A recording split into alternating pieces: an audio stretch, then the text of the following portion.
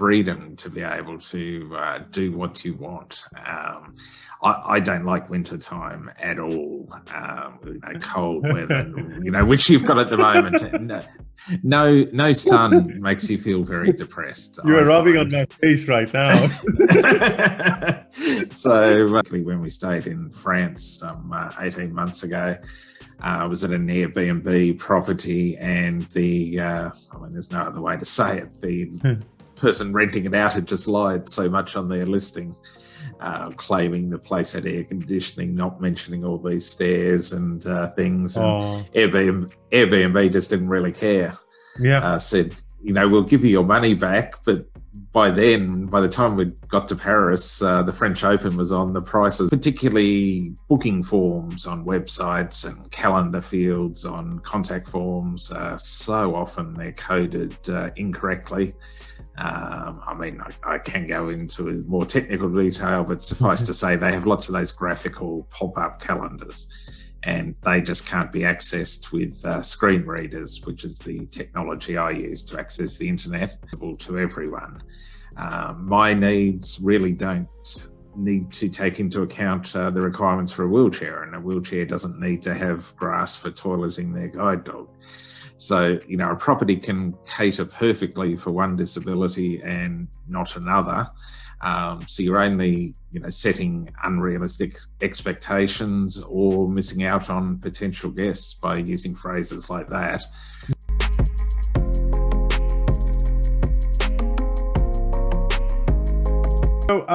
So as far as the travel industry is concerned, how do you see the travel industry based on what's going on at the moment? Because you are primarily engaged within that industry. So maybe you can give a little bit of background about yourself together with how do you see the travel industry? Yeah, the travel industry last year when the pandemic hit in was certainly hard hit. Throughout the world it was closed down, bookings cancelled, operators losing lots of money, and they couldn't even rely upon individuals having travel insurance, because as soon as it was a pandemic, no one's travel insurance covered anything. Certainly that was the case with my own personal travel insurance.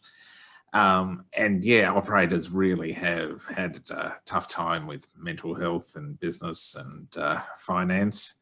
And even now, even in good countries such as where I'm living at the moment in Australia, we aren't having any international tourism at the moment, which means parts of the country, particularly Queensland, Northern Western Australia and the Northern Territory, are really suffering, who get a lot of international tourism. So even though our country as a whole has next to no COVID, we're only got domestic travel. And even with that, the situation for operators is really uncertain all the time. Borders are constantly changing. I know in Europe, one moment you think you can travel, the next you can't. It's the same here, even with our low case numbers. Get one or two cases and the borders come down, and then your travel is cancelled. Operators have to either refund or get a bad reputation. So they're caught between a rock and a hard place, as we say here. And international travel is going to be quite a while to come back. I'm really missing being able to go to different parts of the world. I wanted to get back to Europe. Thailand I'd really love to go to for a holiday. So I know we're all suffering, and we've all had nearly 12 months of this now. And the hardest part for lots of the businesses, particularly the airlines, of course, is that they have a lot of fixed costs with all their terminals and buildings and lease on airplanes and infrastructure. Same happens, of course, with hotel operators. So they need to get some income, or they're going to go bankrupt. Yeah, indeed. And what it means to travel to you in that perspective, because with the given challenges, like you said, you would like to go to Thailand or to travel to Europe, and in general, like what travel means to you. Yeah, I guess you really just miss the freedom to be able to do what you want. I don't like winter time at all. Cold weather, which you've got at the moment. No sun makes you feel very depressed, You I are rubbing on find. my face right now. So yeah, last winter when I went through, we had planned to go to sunnier climates, and that just wasn't possible even for a shorter holiday. Yeah. And yeah, that was very disappointing. And that's obviously part of people's mood in Europe at the moment, that it's it's a bad time weather-wise, bad time with COVID, bad time financially. It's a lot of stress and depression on everyone. Mhm. And in terms of your own startup, about the travel industry, and you advocate a lot about the accessibility in terms of traveling. Can you talk? Yes. Can you talk a little bit in that perspective? Like, what are the challenges that you foresee, or you've seen, going forward as well, or in your own experience, right? So maybe let's talk through the challenges, as Yeah. far as accessibility is concerned. Yeah, well, one of the things with accessibility in the business that we operate is called Travel for All. Hmm. So we don't even use the word disability in our title, because Hmm. lots of the elderly generation, baby boomers who are getting older with mobility needs, even though they might have problems like they can't easily use a shower over a bath, stairs without a lift at a hotel, quite common in Europe. And different cobblestones and walking surfaces might give them problems. They still don't consider themselves to be disabled. They just have unique access requirements. Hmm. So it's important for the business operators to realise that it's a lot more than just wheelchairs and guide dogs. I have a guide dog myself, and obviously, wheelchairs are an important sector of the market, but still, between wheelchairs and guide dogs, we only make up 5% of the disability sector. There's so many people with other mobility conditions, hearing impairments, autism, mental health issues, all sorts of other conditions that have unique requirements. It's one of the things I like so much about Asia, that we stay in a property there with our own private pool at our villa, and then that means I don't run into anyone in the pool, have difficulty navigating around, etc. So, and whereas in Australia, we just can't afford a place with a private pool here, where things are much more expensive, and the same in Europe. But one of the big factors for myself personally is website accessibility. Finding out the information, being able to make booking inquiries and make the booking and get information myself. Particularly booking forms on websites and calendar fields on contact forms, so often they're coded incorrectly. I can go into more technical detail, but suffice to say, they have lots of those graphical pop-up calendars, and they just can't be accessed with screen readers, which is the technology I use to access the internet. Yeah. So I can't make an inquiry or make a booking. And then part of it too is just information. I need to know more text information on the website rather than purely photographs, which obviously suit other people. Mm-hmm. So it's a matter of providing your information and marketing materials in many different formats to suit everyone's personal needs. Mm-hmm. And that's part of it as well. When properties, some call themselves fully accessible, to my mind and the consumers that we've surveyed, there is no such thing as a business being fully accessible to everyone. My needs really don't need to take into account the requirements for a wheelchair, and a wheelchair doesn't need to have grass for toileting their guide dog. So, a property can cater perfectly for one disability and not another. So you're only, setting unrealistic expectations or missing out on potential guests by using phrases like that. Mm-hmm. So our business helps businesses prepare their accessibility information to let people decide for themselves. Right. So what do you do? Like you talk to the operators, and then you collaborate with them on the best possible information and put up on your website, or how does the process look like?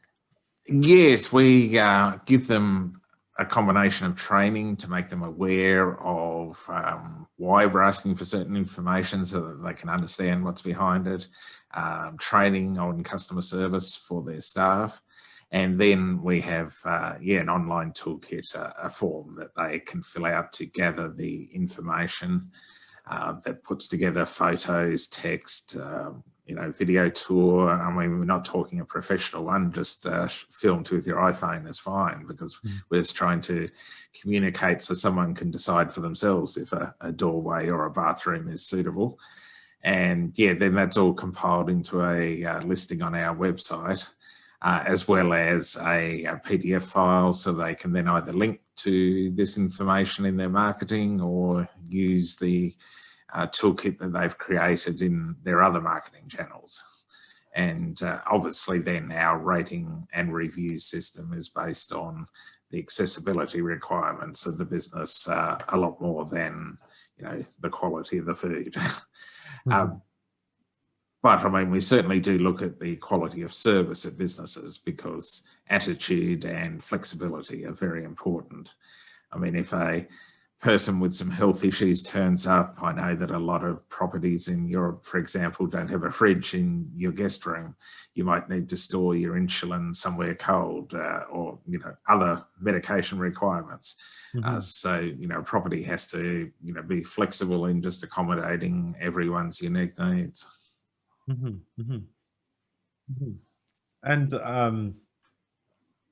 if you think about different people having a different need, what kind of suggestions can you provide to the property operators? Like, where should they focus on? The very first step is to set out everything about their property so that people can, at the moment, a lot of properties put contact us for accessibility information on their website, whereas that causes them to have lots more inquiries that they have to deal with. It causes a huge delay on the customer side, so they're either frustrated or go and book elsewhere. Get together your current situation, and then we do provide training and information on some of the small yet important wins that they can do. Even small things like making the room book instructions on how to use things, making that into a computer file so that myself can read it on the website rather than just being a printed book in the room.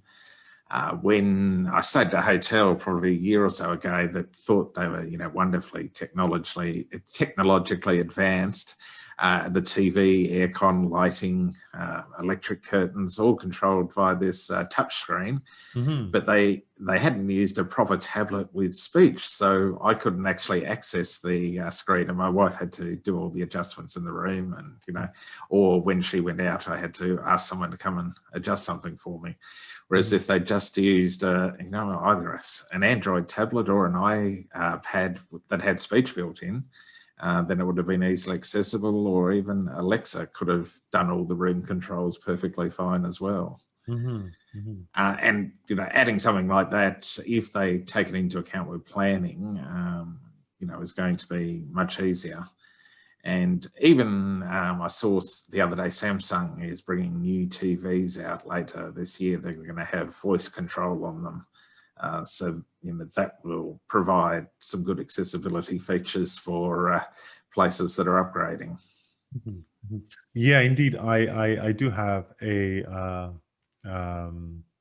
Samsung TV, which you could actually operate using the remote control, and you could speak on the something like that. So, and then that works based on the voice input that you provide. So no, we've got an Alexa in the house, and I only got Alexa recently. I'd been trying to use Siri up until then, and Alexa is just so much better. Yeah. She understands commands so much better, whereas Siri was fantastic when she first came out, but not anymore. Yeah. I think Alexa and Google Home, perhaps they are in a different level now because of the application that it can support. It can support pretty much all the IoT devices that you have within the house space. So it's interesting. Now, when did you actually start this company? When did you start it? Yeah, it was approximately February last year, roughly. So not long before the coronavirus came in.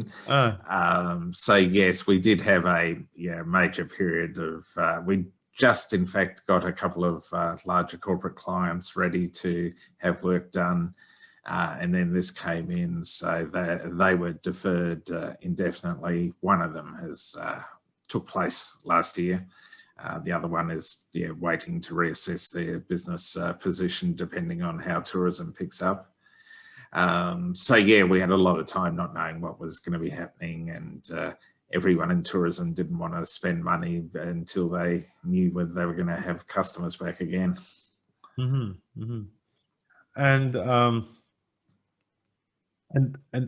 like, what do you get from the customers who are actually going through the website, and what kind of feedback do they provide to you? Oh yes, we've had people say they're very happy and pleased and glad to have more detailed information. And obviously, I mean, from an advocacy point of view, we want to push for businesses to improve their accessibility and inclusion. But as a first step, just knowing in far greater detail what a business offers is a great help. And we offer, one of the things that is very difficult for travellers, I faced myself, particularly when we stayed in France some 18 months ago. I was at an AirBnB property, and there's no other way to say it, the person renting it out had just lied so much on their listing, claiming the place had air conditioning, not mentioning all these stairs and things. And Airbnb just didn't really care. Said, we'll give you your money back, but by the time we got to Paris, the French Open was on, the prices had gone through the roof, and there was nowhere else to go. So we just had to stay and tough it out. Verified information is one of the upgrade features we'll be offering to businesses, so that they can say to travellers, you can rely on this information and know that it is correct. I think that is essential because the way the travel industry have been running for the last several decades, and especially with the boom of internet, the .coms and so forth. I mean, it was a kind of a monopoly business, right? So you couldn't really separate from the nice accommodation versus, let's say, not so nice accommodation. And substandard, yes. Substandard, to be correct, yes. It was difficult, and sometimes, when you look at the Airbnb and with the beautiful pictures out there and with the ratings that they receive, the operators, it is almost impossible for one to have a negative view about what they have to offer, right? But all of a sudden, like, the challenges like what you've described, perhaps that's not even in their mind at the moment, right? So because they're serving the other segment of the customers, and maybe they're not thinking about the a large portion of the other customers, right? So yeah, and Airbnb is concentrating so much on the operators rather than the travelers because yeah. they've been wanting to build up their stock and inventory. Mhm. I haven't looked on Airbnb and read too much about Europe, but certainly in Australia, because of the tourism shutdowns, so many people have pulled their properties off Airbnb and gone back to renting them out to normal residential tenants. Mhm. So yeah, certainly the market has lost some in the short term. Whether they'll, kick their tenants out when tourism comes back, we'll see. Yeah, you make more, right? So Yes, well, they think they do. I have operated 3-bed and breakfast properties for 8 years, and there's a lot more work to it than people think. Okay. Even I was at some point, maybe a couple of years back, I was literally thinking, okay, everybody is doing the Airbnb. I should also maybe rent out my apartment and then, maybe make some money from that, because the regular renting perhaps, would only Yeah. give me a fixed amount of income. But it's unfortunately that's not the case, right? So what would you discover? Well, if you can stay away, I mean, there's a lot of work in providing breakfast, Yeah. the cooking and the cleaning and everything. And if you can get your bookings to be sort of 4 days or longer, then you can make much better money then. Whereas, we had a lot of 1 and 2 night bookings. And when you're turning it over so much, that's a lot of cleaning work to do. Yeah. And it okay. And maybe let's look into your background, like what you used to do before running your business Yep. now. Let's look into that.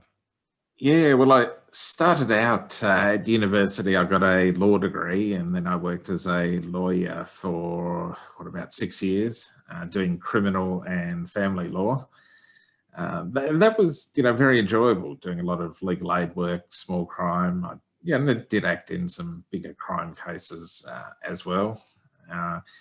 But then, at the end of that, my business partner had health issues, and we ended up selling the business.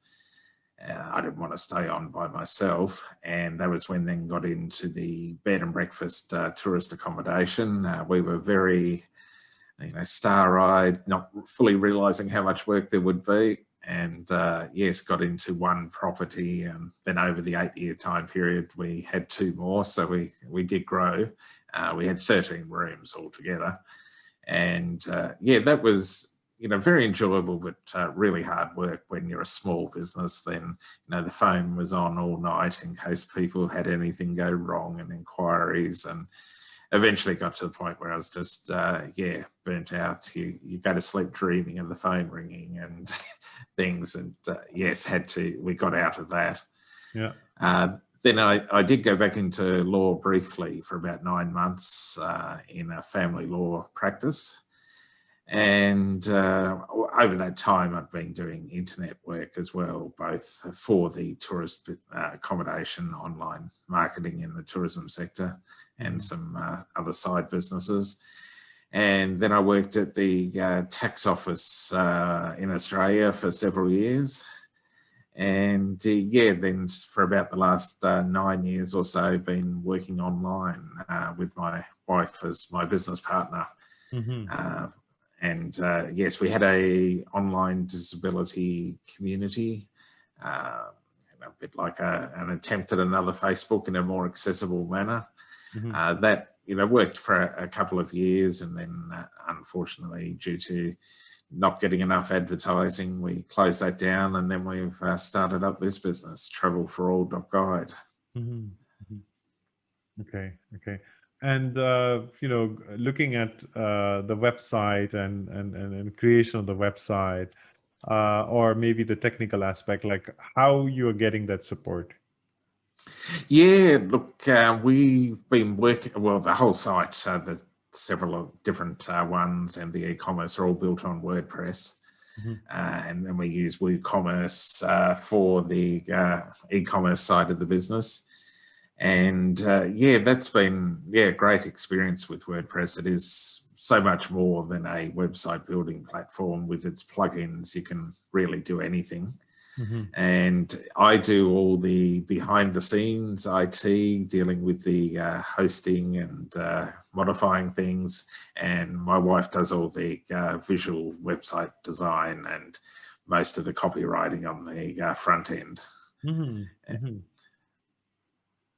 And yeah, over that time period, yeah, we've been doing all sorts of different advertising, marketing, creating videos and online courses, and learned all the different aspects.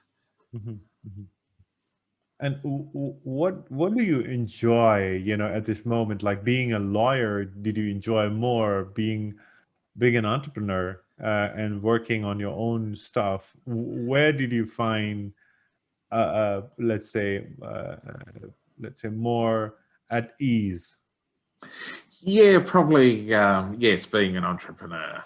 I mean, I did enjoy fully being a lawyer, but dealing with the money side of dealing with clients, having to get bills paid, and people not, thinking lawyers are ripping them off and charging too much, and just not realizing how long things take. I mean, I'm sure it's the same with website developers. Everything takes longer than the client thinks. So yeah, that's, I mean, as they say, most businesses, they're terrific without the customers, but you need them to pay for it and run it. But yes, I really do enjoy the strategic side, the planning and the marketing and dealing with partnerships and developing that. And where do you find challenges, more, whether it's being a lawyer, the challenges are more, or do you think being an entrepreneur, the challenges are more? Where do you think the challenges are? Yeah, probably being an entrepreneur, mainly, yeah, because you've got so many different aspects. I mean, in law, you obviously have to still run advertising and get customers and go to court, as I did, and run the cases. But it was a more narrow niche. Whereas when you're running a business, there's a lot more angles involved. You're having to deal with the technology and the marketing and the copywriting and customer acquisition, and as well as the overall strategy.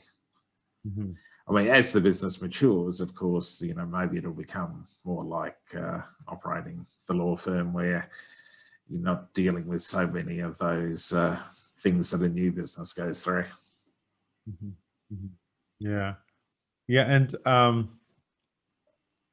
And what's the dream that you have as far as really taking this platform that you have, Travel for All.guide, and then where do you want to take this dream forward? Oh yeah, ultimately, I mean, we are targeting a worldwide community from the beginning. Across our social media channels. 20% of our audience is from the UK, and probably 25% from America, and another 20% from the rest of Europe, and then Australia and New Zealand. So there's certainly, we've attracted on the social media and our newsletter a global audience. So we want to, spread globally and ultimately become very much like the TripAdvisor of accessible and inclusive travel. To build up to be one of the leading platforms in that area.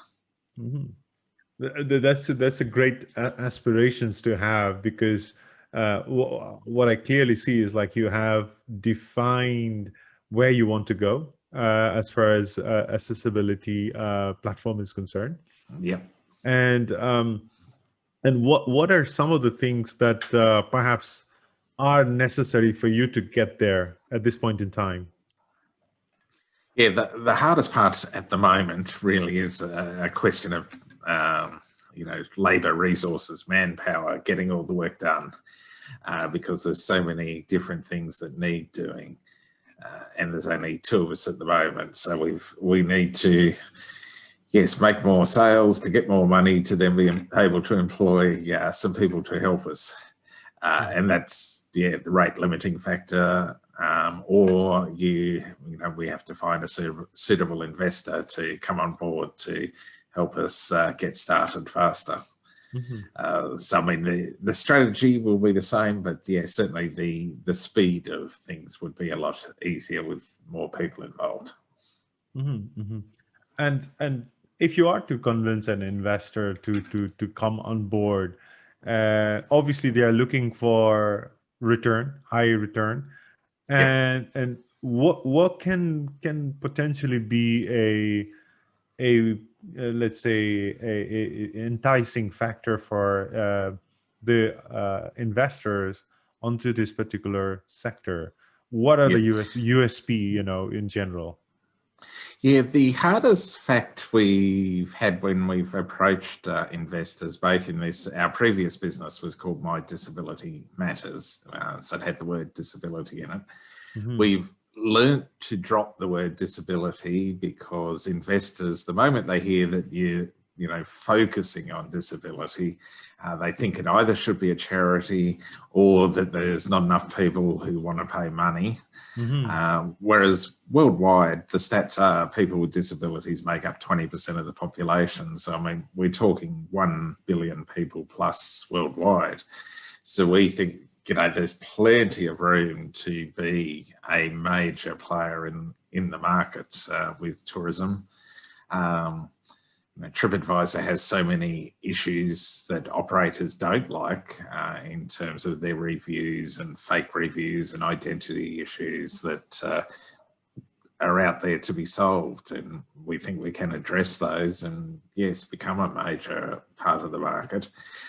So investors need to, the problem we've had is understand that it's a big market and that it's not just a tiny little niche charitable business.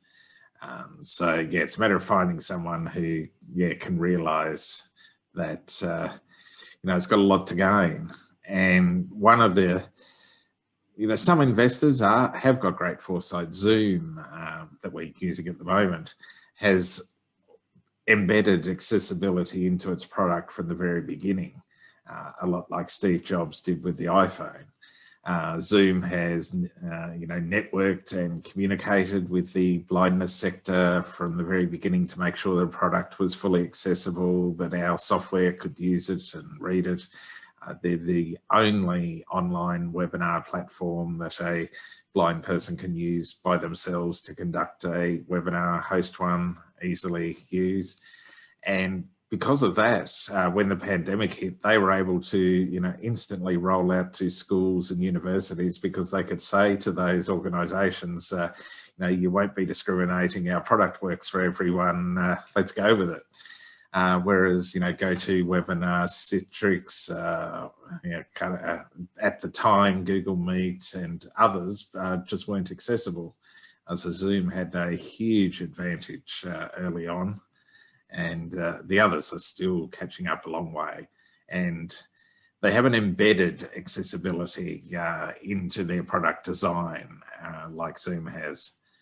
So that I think there's a real, all businesses can benefit from building in accessibility. Microsoft over the last 5-10 years has caught on to that as well. And started to embed accessibility. They've released quite a few free apps using their artificial intelligence capabilities to help the disabled sector. So I think, there's so many businesses that can benefit from looking at making their products accessible. And I'm just so grateful for that work that Steve Jobs did with the iPhone, making it accessible to everyone without charging more money. Because when the 3GS came out, it was the first one to have voiceover on it. Then for the first time ever, blind people could use a touchscreen. Up till then, all sorts of devices had been using touchscreens. They didn't have speech, and we were just entirely locked out. You had to stick with old models or things like that. Whereas the iPhone integrates with hearing aids, it integrates with Braille, speech. It really has got everything. Mhm.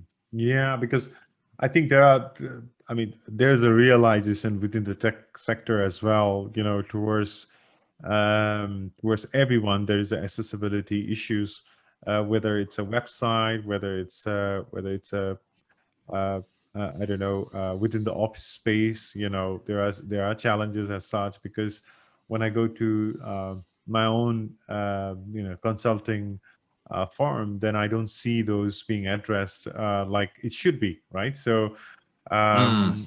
yeah, and I see those challenges, in the workspace as well, and perhaps people are realizing that, rather late, but still they have realized that they need to address those concerns. And yeah, go ahead. You wanted to say something? Yes. Oh, sorry, my mind's just lost its track there. But yeah, making the products accessible for everyone, opens up the market. I was only reading yesterday. I didn't even realise that the electric toothbrush, which was so commonplace now, was actually invented to help disabled people who didn't have good hand control and things to clean their teeth. And now, of course, it's spread completely mainstream. Yeah. Indeed, it's the other way around, right? So now everybody using that, and it's more convenient, right? So in that perspective, Yeah. so yeah, right. And what other tech, because you are in the technical side as well, and you would have seen quite a lot of things by now. So there must be curiosity in your mind, like, okay, what other technological side you are curious about? Um, Yeah, I mean, I do look forward to the improvements in artificial intelligence. I mean, we spoke a bit about Alexa and Google Home, and Mm-hmm. they've come a long way, but I'm not worried about AI taking over jobs and things yet. I mean, my iPhone can't even use Siri to add a new contact to my address book yet. I mean, Yeah. I don't think we have to worry about them doing other things. When, they really... I mean, they are so-called intelligent, but they really can only do the things they've been programmed to do. They haven't developed a learning capability yet, so not in the mainstream. So, yeah, I do look forward to that happening. That will dramatically improve life for all of us, I think, if it's managed properly. Yeah, because I'm quite curious about AI used in different sectors, either in healthcare, cybersecurity, and those kind of space. Yeah. Yeah, where I time and again write about those things, and with the discussions that I have with different leaders who are actually operating on this space, they are also very positive about the potential the AI has to offer. But at the same time, like you said, we shouldn't be carried away with the fear that is that is there for the, let's say, AI taking over our intelligence and so forth. So I mean, I don't know whether you watch Star Trek. Well, I still do. am.